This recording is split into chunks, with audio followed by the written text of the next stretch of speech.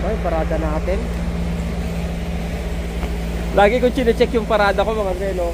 Kung nakatama ako sa linya kahit pa paano eh.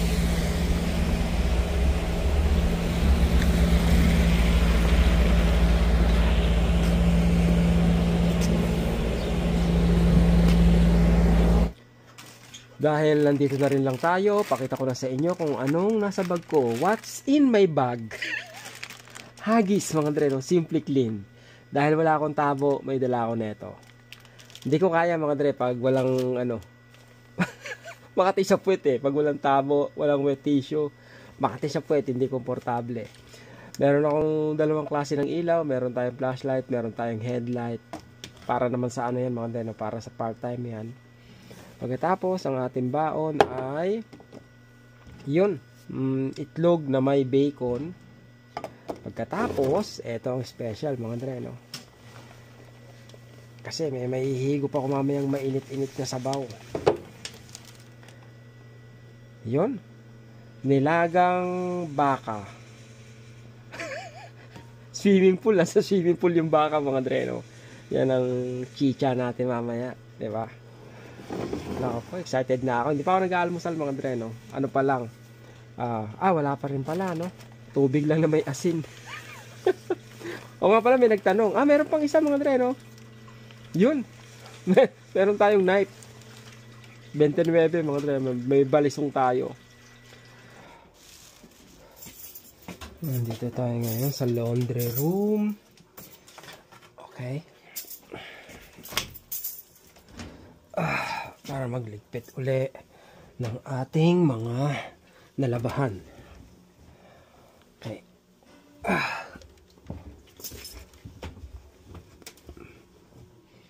Okay.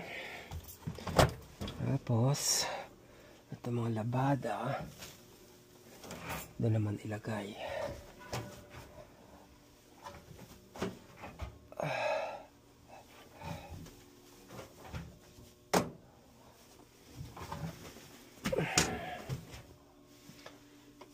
Yan ang routine mga Dre, no? Everyday, kailangan i-check yan. Pagkatapos,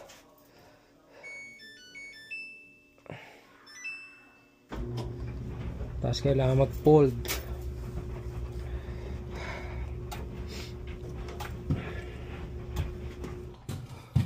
May nabasa akong comment mga Dre, no? Ini-small ako eh. Sabi na kontento na raw ako sa pagiging janitor at saka building maintenance. Dre, para sa kalaman mo, hindi ako janitor dito. Hindi mo ba nakikita yung mga ginagawa ko rito? Pambihira ka oh.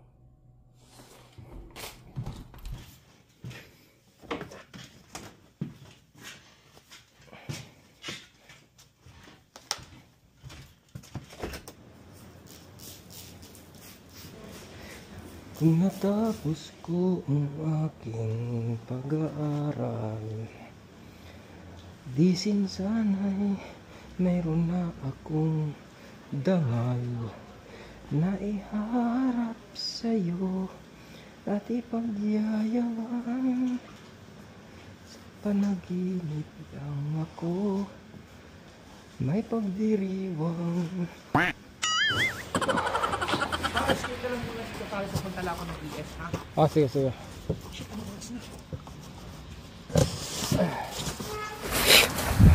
Parang ini-small ako mga Dre, Papahag ba akong ganun-ganun na lang? Ano namang masama kung janitor ka, di ba? Dito sa school, hindi naman ako janitor. Hindi naman ako cleaners. Actually, all around ako. Di ba? Dapat dito adjustable ka eh. Kung kailangan maglinis ka. Kung kailangan may gawin, katulad ng toilet, yung flush ng toilet, dapat gawin mo. Di ba? Ano eh, yun nga, basically, kung anong magagawa kong tulong, kung anong alam ko, kahit hindi ko alam, ginagawa ko nga mga Dre, no? Kumbaga, lahat talaga, lahat, as in, kung kaya't sa kaya rin lang. Medyo bang gulo, no? Kasi hindi mo alam kung saan natatapos yung trabaho mo eh. Diba? Tsaka kung saan nagsisimula eh. Pero yun nga, gawin mo lang kung ano yung sa palagay mo na magagawa mo. dapat ano ka mga dre, no? Yun nga, no, dapat flexible ka, dapat open-minded ka. Tsaka, ano bang tawag dyan? Yung dynamic mga dre, no? Ano bang ibig sabihin sa Tagalog nun? Alam ko lang dynamite eh. But anyway, kulang yung pagkakasabi mo na nakontento ako sa pagiging janitor. May slash yun, janitor slash everything.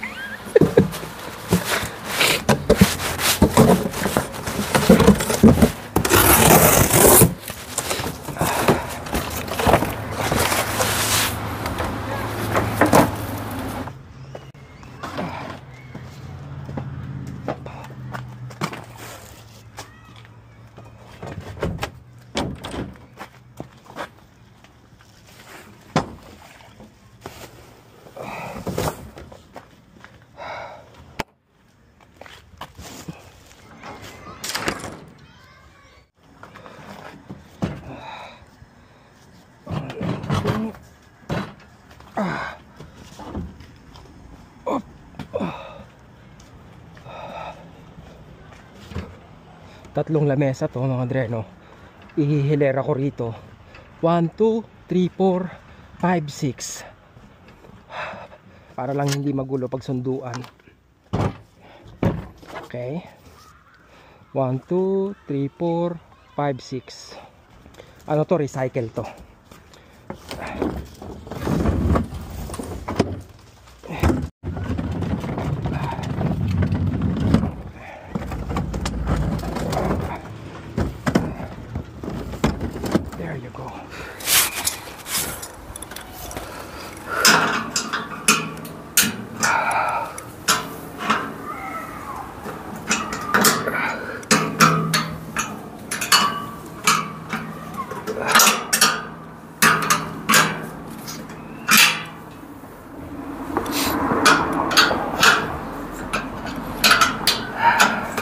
Kailangan ko itong ibaba mga dre, no? Masyadong mataas eh. Kailangan ko ilagay dito sa gitna, kapantay nung nandito sa ano, sa harapan niya. Kasi dalawa yan eh, kabilaan.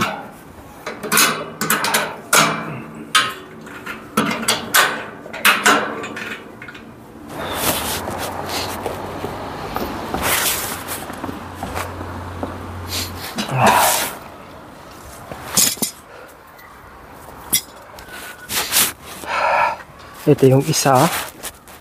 Ayan yung isa mga dreno.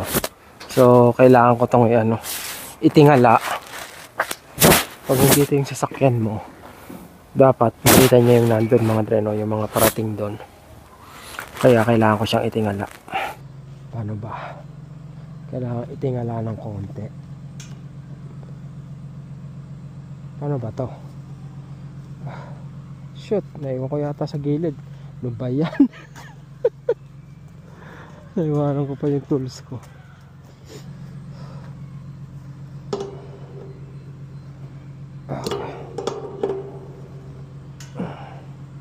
Paano ba? Pag ganito.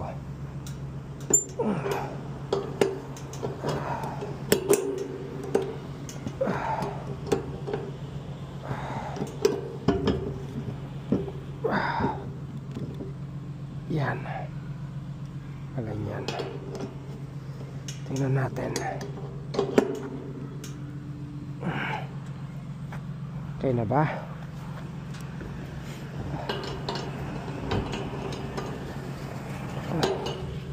Okay, let's say nagdadrive ako rito. Toot! Yun, kitang kita mga dre, no?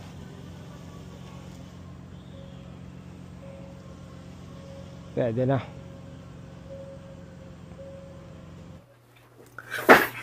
Tanong, Dre, paano ba yung paluwagan sa inyo? Mas okay ba yan compared sa mga regular investment sa mga bangko? Thanks. Sabi yan ni JM.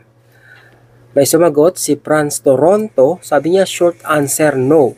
Long answer still no.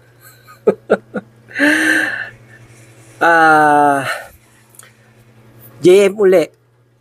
Actually, I have no plans on getting into those. Curious lang ako kung bakit mas pinipili ng ibang Pinoy na sumali sa mga ganon instead of just doing regular investment sa mga banks. No offense sa mga taong pinipili na sumali sa mga ganon. advantage, ah, let's say, alam ko na uuwi ako sa next year, March. So, sasali ako sa paluwagan at kakausapin ko yung may hawak ng paluwagan na, ate, baka pwedeng sumeldo ako bago ko umuwi, kailangan ko ng pera. Yung ganun mga Dre, no? So, somehow, nakakatulong yun para magkatotoo yung mga pangarap mo. Isang bagay yun mga Dre, no? Somehow, may advantage, disadvantage, oo, meron din mga Dre, no? Unang-una na yung napipilit kang yun, maghulog mga Dre, no? Kahit alam mong kulang ka, hindi ka pwedeng pumalya mga Dre, no? Otherwise, magpe-penalty ka. So, it's another way of forcing yourself para makapag-ipon, makapaghulog. Yun. Paano ba? Dati nga sabi ko mga Dre, no? Hindi naman tayo kapos eh, 'di ba? Kasi nakakahulog ng paluwagan eh. Hindi naman kapos. Pero bakit ganon? Parang pakiramdam ko kapos na kapos ako. Yung ganon na parang alam ko may pera ako eh, 'di ba? Kaya lang hindi ko hawak eh, 'di ba? Yung tipong yun nga napupersa ako mga Dre, no? In a way okay din, 'di ba? Tsaka yun nga, kung may biglaan kang pangangailangan o may pangangailangan ka na pinaghahandaan mo, somehow mga Dre, no, nakakatulong talaga siya. At investment sa bangko, sure, di ba? Kanya-kanya lang mga Dre, no, kanya-kanya lang. Sabi ni Rhythm and Acoustic, what you must always change is the under layers, but the outer layers that doesn't touch the skin is okay. Jacket or coat. Yan ha. Baka sabihin mo, paulit-ulit ako ng hot doggy. Nako Dre, pareho lang tayo. Same sweater, same pants. Lalo na pang work pa ulit-ulit lang talaga kahit panggala. Ganun din. O diba? Hindi ako nag-iisa. Shoutout kay Liam Ronin, kay Aurora Montino, Arlene Fernandez, si Rolly Chanco, ito na naman, no? Ano masabi niya? Matalino ka naman. Thank you. Pero yung talino mo, hindi nag-translate sa tamang diskarte. Para mag-level up, yung style mo sa Canada, yung big achievement mo pa lang, ngayon maging Canadian citizen, pero wala kang masasabi mong sarili mong property. Isa lang anak mo, may work pa asawa mo, may work din, pero wala kang kakayanang kumuha ng bahay. Nasa maling diskarte mo yan, mag-level up. Ang kulit niya, di ba? Sabi ni Ronnie Palomino, tama, nasa tamang diskarte yan kapag nasa ibang bansa tayo. Tapos may sumagot mga Dre, no, si Francis Rodriguez. Kung nasubaybayan mo vlog niya, wala siyang balak mag-retire sa Canada. Kaya malamang nag-iipon yan. Yun ang trip niya. Huwag natin pakialaman. Just a thought at hindi po ako nakikipag-away. Respetuhin natin yung diskarte ng tao. Salamat. Francis Rodriguez. At sabi naman ni Hey Abby, mukhang may pera. Mukha lang naman siyang may pera, pero wala talaga. Mukhang may pera naman siya kung ginusto niya umuwi ng Pinas noon after ilang months pa lang nakauwi siya. And medyo mas mabigay siya sa PAM niya sa Pinas. Kinuha niya ng bahay at kotse dahil sabi niya nakita niya paghihirap ng mama niya noon kaya give back siya now. Now todo work siya kaya balak ata kunin yung mama niya pa Canada. At hindi biro ang gastusin doon. Pero I think may naitatabi siya, hindi pa nga lang tangible asset as of now. Ang hirap maging judgmental, di ba? Kaya, wag ganun, Dre. Ayusin mo buhay mo. Ano sabi mo? Oh, matalino naman ako. Sana ikaw din. Di ba? Actually, hindi mo nga kailangan maging matalino eh. Di ba? Kailangan mo lang ng Alam mo yun, hindi ako matalino mga Dre, no? Pero kung sasabihin yung street smart, yun medyo street smart ako. Biski nung nag-aral ako mga Dre, no, hindi ako, wala akong pakialam sa grades. Sa akin, makapasa lang ako. Easy go lucky mga Dre, no. The goal is to be happy, not to be successful. Tama ba yun? Hindi, para sa akin, yung success mga Dre is maging maayos ang pamumuhay ko, maging happy lang ako. 'Di ba? Kasi pag masaya ka, may kontento ka, kahit anong bagay yung dumating sa'yo, maliit o malaki. Alam mo yun, lagi ka magpapasalamat eh. 'Di ba? Sabi ko nga dati, kahit wala akong makain, mga Andre, no? Lagi pa rin ako nagpapasalamat eh. Kahit sumasala kami sa almusal, pagkagising mo, isipin mo kung saan ka kukuha ng almusal. Nagpapasalamat pa rin ako eh. Bakit? Kasi nga wala akong sakit eh, di ba? Pwede pa rin ako magkakatok sa kapitbahay para mangutang eh, di ba? Kahit tumanggi sila, bukas babalik ako. Alam niyo mga Andre, ang kailangan ko lang nung kapal ng muka, di ba? Basta malakas ka, lahat ng bagay kaya mong magawa eh. Di ba? Ganun lang mga Andre, no? Di mo kailangan maging matalino o paano ba? Uwian na naman. Ang oras ay alas 4 mga Dre, no? Pero madilim na. Wala mo ng part-time ngayon kasi meron kaming live mga Dre, no? At ngayon din yung araw ng uwi ni Ina, kaya uwi ni Ina sa Pilipinas. Kaya maaga yung live namin ngayon para hindi makaabala masyado sa kanya sa pag-alis niya mga Dre, no? Kasi nga flight nila mamayang gabi na eh. Ngayon, naiisip ko, kung tutuusin mga Dre, no, pwede pa sanang lumabas ako para pumunta sa part-time para kung sakali makapagliha nung mga naplastiran ko o kaya makapagpintura kahit ng isang kwarto. Ang sistema naman mga Dre, ang dilim na. Maya lang mga alas 5 mga Dre. Apakadilim na, parang alas 7 na ng gabi. Kaya kahit alas 5 pa lang, parang nakakatamad na. Ganoon naman ang style mga Dre, no? Kaya malamang hindi na ako magpa-part-time ngayon. Magla-live na lang muna kami. Samantalang bukas kung may overtime din kami. Wala pala kaming overtime, kaya lang yun nga, alas 5 na rin kami makakauwi. Kaya madilim na rin. Yan ang disadvantage mga Dre, no, pag winter. Napakabilis dumilim. At syempre, pag mabilis dumilim, kumbaga pakiramdam mo napakaiksi ng oras para makagawa ng maraming bagay. Hindi pala maganda pag masyadong mababa yung camera, no? Kasi lutang na lutang to. Nakahati ko pa si screen, mas malaki pa siya kaysa sa akin eh, di ba?